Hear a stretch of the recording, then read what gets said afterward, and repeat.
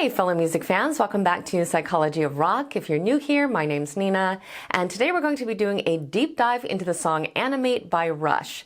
I think this is an underappreciated song from an underappreciated album, which has always surprised me because I absolutely love this song both musically and lyrically. Now, if you've watched this channel before, you know that I'm a huge fan of the writings of Neil Peart, who of course wrote the lyrics to Animate, but I only recently became aware that the song was based on the theories of Carl Jung, who happens to be one of my favorite psychologists of all time and someone that I've studied the work of intensively.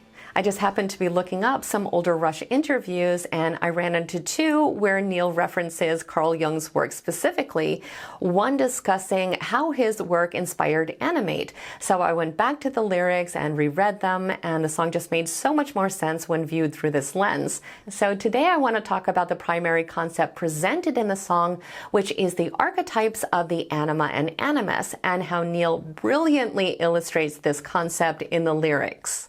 Now, a few months ago, I actually made a video about the Tool song Schism, which also explores this theme, but does so using a very different approach. And it was really interesting seeing the two very different angles, just very, very different writing. So I want to quickly discuss Jung's actual theory, but then I want to give some specific examples of how it shows up in the song. And as always, please keep in mind that this is just my own personal analysis. I am in no way attempting to speak for the band. And of course, with any work of art, there can be multiple valid meanings and interpretations, including whatever it means to us personally. And so with all of that being said, let's go ahead and dive into Animate. So Jung's theory of the anima and animus holds that every individual, regardless of their gender, possesses both masculine and feminine aspects within their psyche.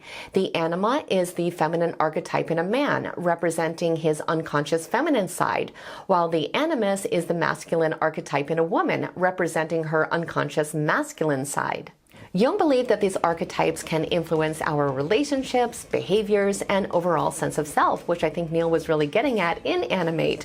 I think he uses the lyrics to explore the complexities of the anima in the male subject from a male perspective.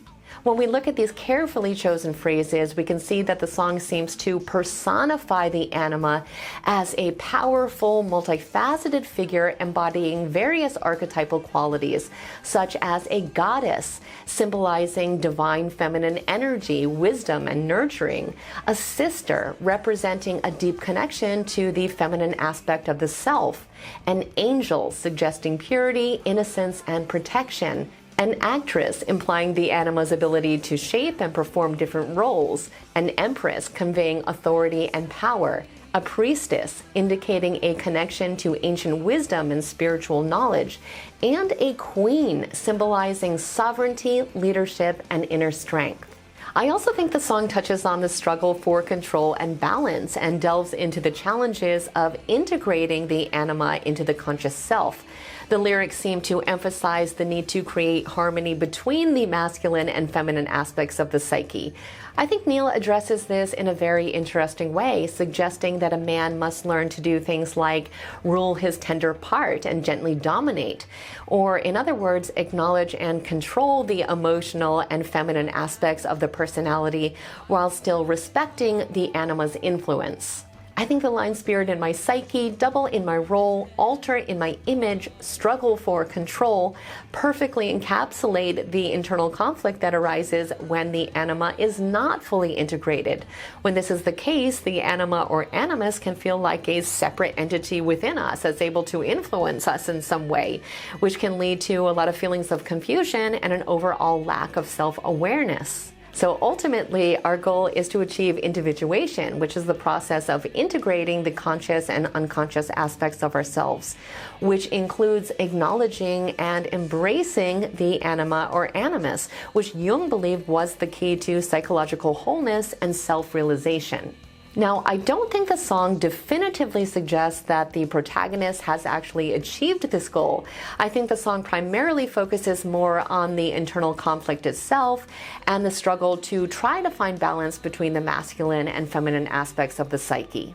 But I do think that the ending lines of the song, complicate me, elevate me, could be interpreted as showing a desire for continued growth and development, suggesting that the journey of individuation for the protagonist is ongoing.